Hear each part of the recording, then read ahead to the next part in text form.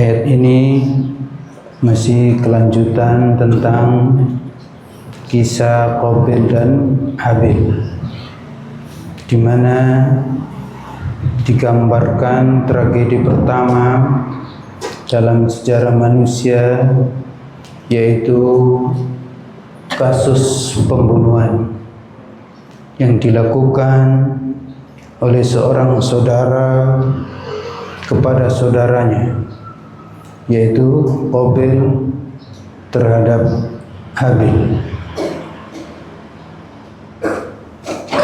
Awalnya dorongan itu bukan datang dari luar, tetapi dari dalam dirinya sendiri, yaitu nafsu yang jahat yang menghiasi perbuatan dosa, sehingga tampak menjadi ringan dan seakan-akan perbuatan itu benar. Itulah nafsu, bisa mendorong sedemikian sangat kuat bagi manusia untuk melakukan perbuatan yang sedemikian sangat jahat, dan dibungkus dengan pembenaran-pembenaran yang tidak masuk akal. Dan karena itu maka perbuatan yang sedemikian sangat berat itu menjadi seakan-akan ringan, dan terjadilah pembunuhan, sebuah kezaliman besar yang tentu saja menjadikan pelakunya setelah itu merugi besar. Sebelum dilakukan tampak itu sebagai sebuah keberuntungan, tapi setelah dilakukan maka nyata merupakan kerugian. Karena kerugian kehilangan saudara di dunia dan tanggung jawab yang harus dipikulnya, merugi di dunia dan merugi di akhirat. Karena diantaranya kemaksiatan atau perbuatan dosa, terlebih merupakan bentuk kezaliman, itu adalah menyebabkan kebingungan. Disebutkan Qabil ini akhirnya bingung, dibawa kemana jenazah ini, mayat ini. Dan jelas tidak ingin dia diketahui oleh orang lain, apalagi ayahnya, ibunya. Dan juga secara naluri fitrah dia tentu juga tidak ingin kalau jenazah saudaranya ini dijadikan bancaan oleh burung-burung atau binatang-binatang buas. Maka jenazah itu dipikulnya mondar-mandir, dan sudah banyak juga binatang-binatang yang menunggunya kapan diletakkan jenazah itu. Disebutkan dia memanggul jenazah saudaranya itu selama setahun. Ada yang menyebutkan selama 100 tahun, karena nggak tahu bagaimana caranya, dibawa kemana dan diapakan. Itulah hingga kemudian tampak seekor burung gagak mengais-ngais tanah untuk memberikan pelajaran di sini, di kubur. Di dalam ayat ini tidak disebutkan ada dua burung gagak, tapi hanya satu burung gagak. Di tafsir-tafsir disebutkan ada dua burung gagak belagu juga. Wallahu a'lam yang benar bagaimana. Tapi Secara singkat disebutkan di sini bahwa seekor burung gagak mengais-ngais yang seakan-akan memberikan petunjuk begini cara untuk mengubur jenazah. Karena sesungguhnya jenazah itu terlebih manusia itu adalah merupakan aurat. Harus ditutup semuanya sekujur tubuhnya. Di samping ditutupi juga dipastikan keamanannya, yaitu tidak dicongkel atau dibongkar oleh binatang-binatang buas. Yang kedua, aromanya tidak menyebar kemana-mana. Jadi tiga, ditutupi jenazah karena jenazah manusia itu secara total merupakan aurat. Kalau masih hidup, aurat itu ada batasan. Laki-laki dari pusat sampai ke lututnya. Kalau perempuan semuanya, kecuali dalam mazhab jumhur itu selain muka dan telapak tangan.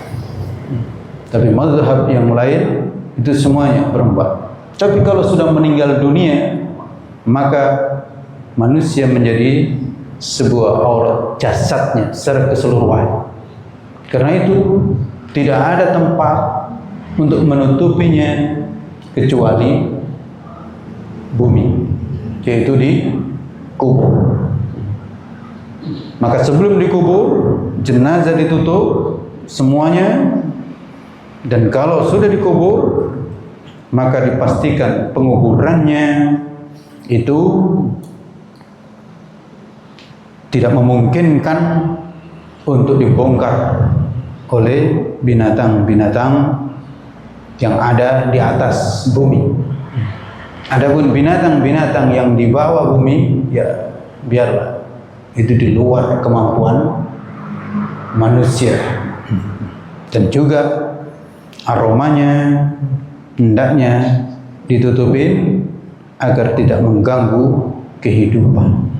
Begitu cerita pembunuhan manusia yang pertama, sehingga dia betul-betul tersiksa dengan penyesalan yang luar biasa. Dan memang penyesalan itu selalu datang ya terlambat. Setelah kejadian tidak bisa diputar ulang, karena nyawa ketika sudah melayang tidak bisa dikembalikan lagi. Itulah maka disebutkan dia termasuk orang yang menyesal, dan tidak ada penyiksaan yang lebih berat dalam kehidupan di dunia ini melebihi daripada penyesalan yang itu tidak bisa diputar ulang. Bapak dan saudara-saudara sekalian, maka dari ayat ini kita mendapatkan pelajaran yang pertama, pentingnya bagi kita semuanya untuk bisa mengendalikan nafsu, khususnya nafsu amarah, dan secara umum ya semua nafsu.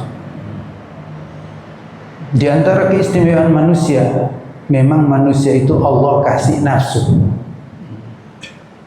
Nafsu ini memang tidak perlu dibunuh, tapi hendaknya dikendalikan.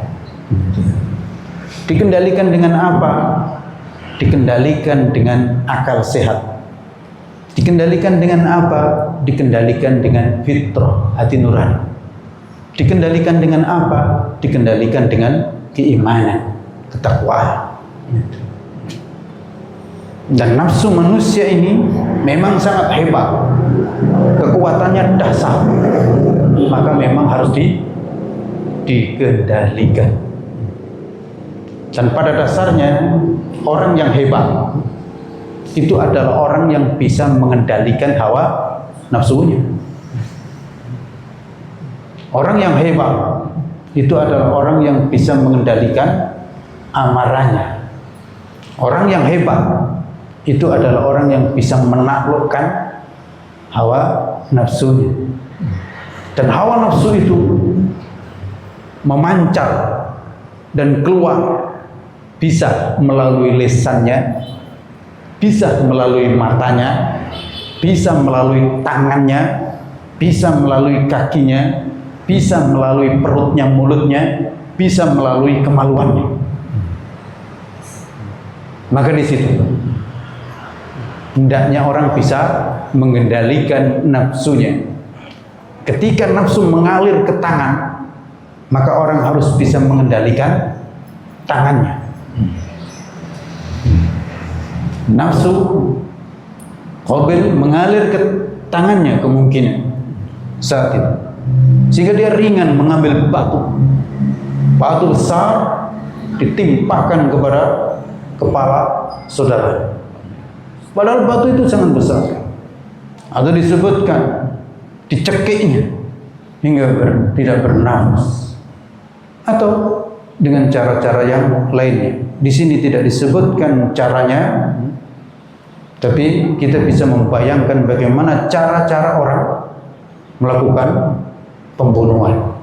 Bagaimana amarah itu mengalir ke tangannya, kadang ke mulutnya, kadang lewat kakinya, dan seterusnya. Itulah Nabi bersabda, la yu'minu ahadukum hatta yakuna hawahu taba'an lima ji'tu bi. Tidaklah beriman seseorang sehingga dia itu menjadikan hawa nafsunya ikut terhadap apa yang dibawa oleh Nabi Muhammad sallallahu alaihi wasallam. Jadi jangan sampai hawa nafsu itu tidak terkendali. Silakan hawa nafsu ikutkan untuk mengikuti Nabi Muhammad sallallahu alaihi wasallam. Karena jadi besar potensi kebaikan ketika nafsu itu diarahkan untuk tunduk dan patuh kepada Allah Subhanahu wa taala. Tetapi ketika lepas, maka nafsu itulah yang sering dijadikan sebagai kendaraan dan sarana bagi setan untuk membuat kerusakan dan kezaliman. Di sini pentingnya tarbiyah ya. Jadi tarbiyah itu, pendidikan itu adalah dalam rangka agar anak manusia itu bisa mengendalikan nafsu. Itu tarbiyah. Jadi tarbiyah itu bukan sekedar membuat tahu, bukan sekedar mengerjakan perkalian, perhitungan. Tapi tarbiyah itu adalah pendidikan agar anak manusia itu bisa mengendalikan, menguasai hawa nafsunya.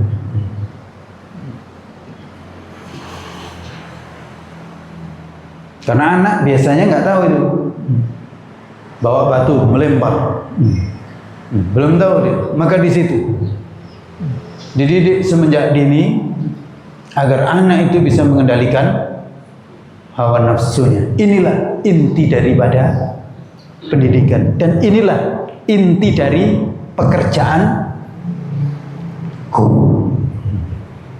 Hari ini guru itu hanya datang ngajar terus balik, maka itu bukan tugas guru. Bukan begitu tugas guru. Tugas guru itu menyentuh hati, melunakkan hati, masuk ke dalam jiwa, sehingga anak itu bisa mengendalikan hawa nafsu.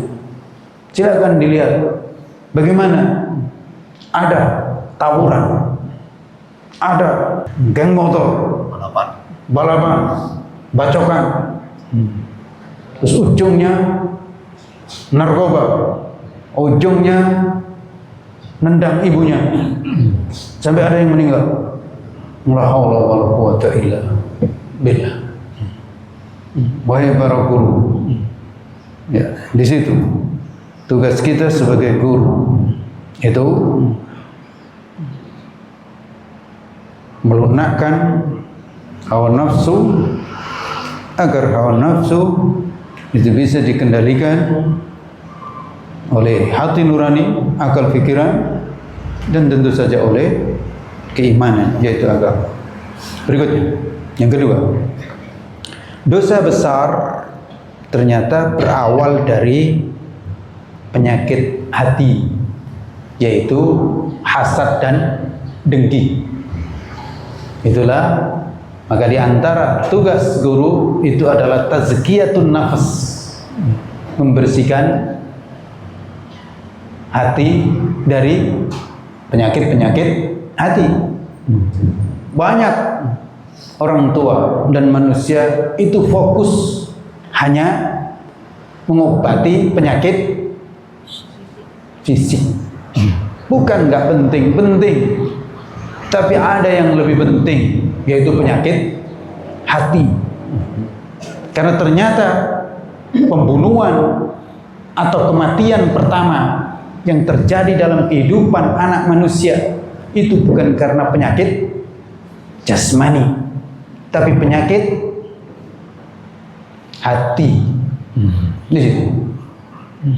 Dan kalau kita perhatikan juga terjadinya kematian yang besar itu rata-rata disebabkan oleh perang.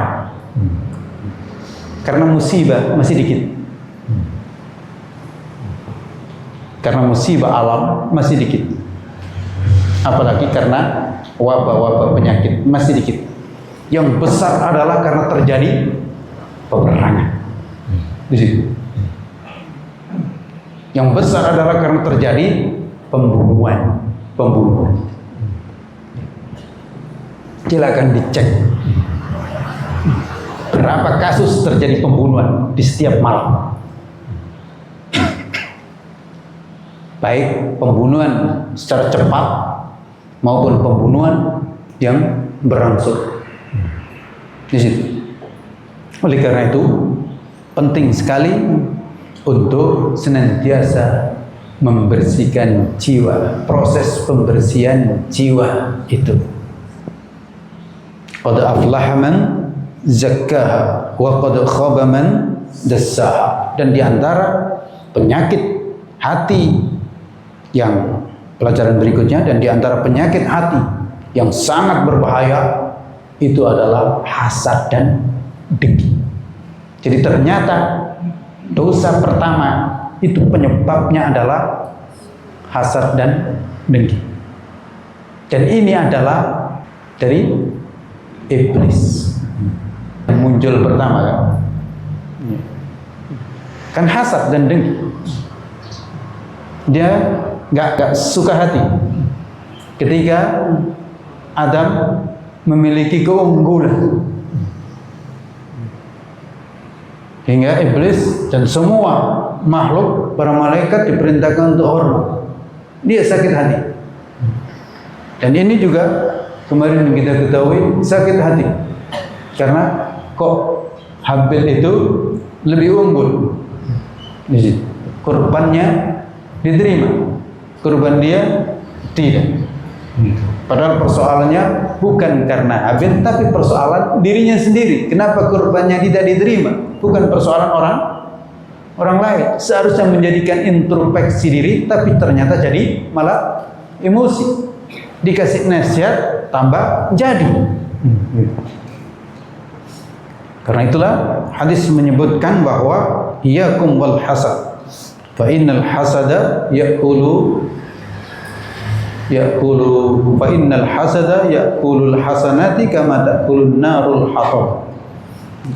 Jauhi hasad dan dengki, karena sesungguhnya hasad dan dengki itu melahap kebaikan, menghabiskan kebaikan sebagaimana api melahap kayu bakar. Awalnya kecil, tapi ujungnya api itu kalau tidak terkendali sangat besar. Dan di sini kita juga mendapatkan pelajaran, hendaknya hasad dan dengki itu kalau ada, mulai dari awal dikendalikan. Dari awal. Jangan kalau sudah membesar. Kalau sudah membesar susah. Sebagaimana api kalau sudah besar nggak bisa. dikendalikan. Kalau bisa dimatikan, tapi sudah habis semua, rumah-rumah terbakar. Ini juga gitu. Dan sudah habis mimpes, menyesal, tapi sudah nggak bisa diulang. Ini disebutkan di dalam hadis bahwa akibat dari pembunuhan pertama ini, pelajaran berikutnya, itu setiap ada pembunuhan maka dosanya mengalir ke Qabil ini. Begitu. Setiap kali ada pembunuhan maka dosanya mengalir kepada Qabil ini. Karena hendaknya waspada. Dan begitulah di antara hukum di dalam Islam, orang itu kalau melakukan kebaikan awal lalu dicontoh banyak orang, maka pahalanya mengalir. Rupanya sama juga, orang itu kalau melakukan keburukan lalu kemudian dicontoh oleh banyak orang, maka keburukan itu juga dosanya mengalir. Disebutkan illa kana ala bani Adam al-awwal kiflun min damiyah. Atas anak Adam yang pertama itu selalu menanggung beban dosa dari darah yang berikutnya. Li'annahu awwalu man sannal qatl, karena dialah orang yang pertama kali melakukan pembunuhan. Ya, pembunuhan adalah merupakan kerugian besar. Kerugian di dunia dan kerugian di akhirat. Kenapa? Karena orang yang membunuh orang lain sebagaimana tergambar tadi, dan begitu sebenarnya yang terjadi, itu pasti tidak akan tenang dalam hidup. Merasa dikejar-kejar oleh nyawa yang dibunuhnya. Ya bayangkan, dia kebingungan. Sampai sekitar setahun harus manggul jenazah saudaranya sendiri. Dan begitu nasib orang-orang yang pernah membunuh orang lain, tidak akan tenang diri. Dan biasanya juga itu akan menyebabkan pembunuhan yang lainnya. Misal karena dia tahu, maka takut dia, maka dibunuh juga. Maka biasanya pembunuhan itu bisa berantai.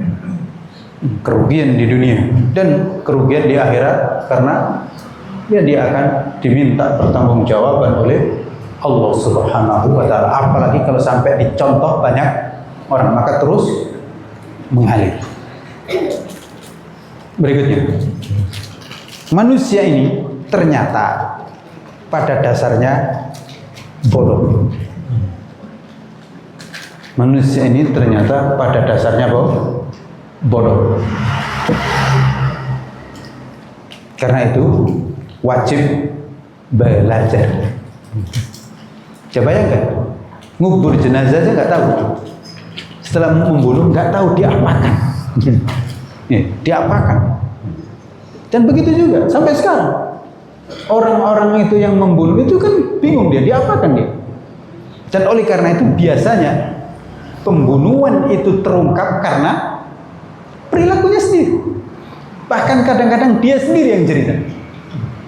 Ternyata yang dikasih cerita polisi yang berpakaian preman, yang dia memang mencari siapa pembunuh. Ternyata dia cerita. Dikira sudah aman, maka tinggal digiring. Nah, kamu ternyata. Begitu. Manusia itu memang pada dasarnya bodoh, kecuali yang mau belajar. Karena itu tidak ada manusia itu pintar kecuali belajar. Ingat, jangan pernah mimpi jadi orang pintar tapi tidak belajar. Nggak ada ceritanya. Tidak ada ceritanya, anak-anakku sekalian. dan orang tua. Tidak ada ceritanya orang itu pintar kalau tidak belajar. Tidak ada. Orang-orang yang terkenal pintar itu semuanya belajar mati-matian. Tidak ada yang rebahan. Gitu. Tidak ada yang malas-malasan. Dan ini terbukti, dia nggak tahu dikemanakan. Dan ternyata binatang bisa lebih pintar daripada manusia.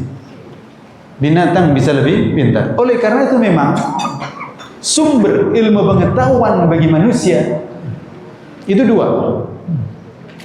Sumber ilmu pengetahuan bagi manusia. Yang pertama adalah alam semesta ini. Memang ini sumber pengetahuan bagi manusia. Bagaimana binatang mandi, bagaimana binatang. Kemungkinan manusia pada awalnya nggak tahu itu tentang mandi. Lihat binatang kok mandi ya, enak deh. Ini juga kan, nggak tahu dia bagaimana mengubur jenazah. Ternyata binatang tahu. Maka belajar. Dan begitu seterusnya. Hari ini pesawat itu kan juga ditemukan karena belajar. Belajar dari burung. Karena kok bisa terbang? Diteliti. Ada lagi belajar dari daun yang jatuh. Kok bisa melayang-layang dia daun? Maka diteliti. Manusia melakukan penelitian. Termasuk bangunan-bangunan besar kokoh. Belajar dari mana? Belajar dari pohon. Karena pohon itu ternyata ada yang berakar serabut, ada yang berakar tunjang. Maka silakan dicontoh buat bangunan itu. Termasuk dahan-dahannya. Kok bisa dahan itu nggak jatuh, ya kan? Padahal nggak ada tiangnya kan?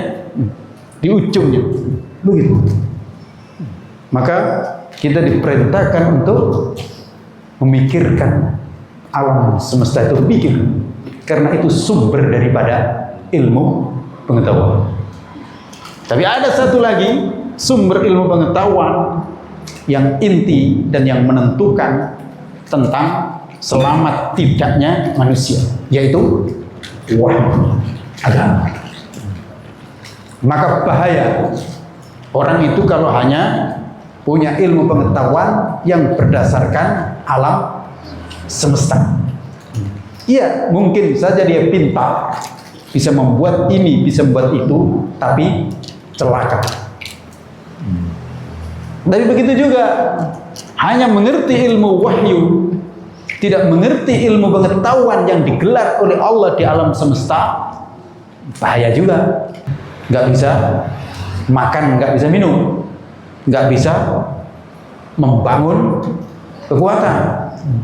Maka Nabi nyuruh itu, wa'iddu mastata'tum min quwwah. Persiapkan seluruh kekuatan. Anak panah, belajar panah memanah dulu. Belajar bagaimana nunggang kuda. Kalau sekarang ya bolehlah anak panah memanah. Tapi masih kurang kalau itu. Belajar buat jet tempur, apalagi itu, dan seterusnya. Begitu. Merudak, tanam menanam. Bagaimana supaya kurma itu berbuah lebat? Nabi pernah mengarahkan nggak usah dikawinkan, biarkan saja. Ternyata apa? Nggak panen masyarakat Madinah. Lapor kepada Nabi, ya Rasulullah, bagaimana ini nggak panen? Loh, kenapa? Karena katanya nggak perlu dikawinkan. Loh, kalau begitu jangan ikut aku soal ini. Antum a'lamu bi umuri dunyakum. Kalian lebih tahu tentang urusan dunia kalian. Kalau ternyata kurma harus dikawinkan, kawinkan. Kecuali kalau bisa kawin sendiri, cari caranya. Di situ sebenarnya. Karena kalau ngawinkan tiap minggu, pegel juga kan. Maka cari bagaimana supaya dia bisa kawin sendiri. Kalau kurma. Tapi kalau manusia jangan kawin sendiri, bahaya. Di sini. ajaran Islam.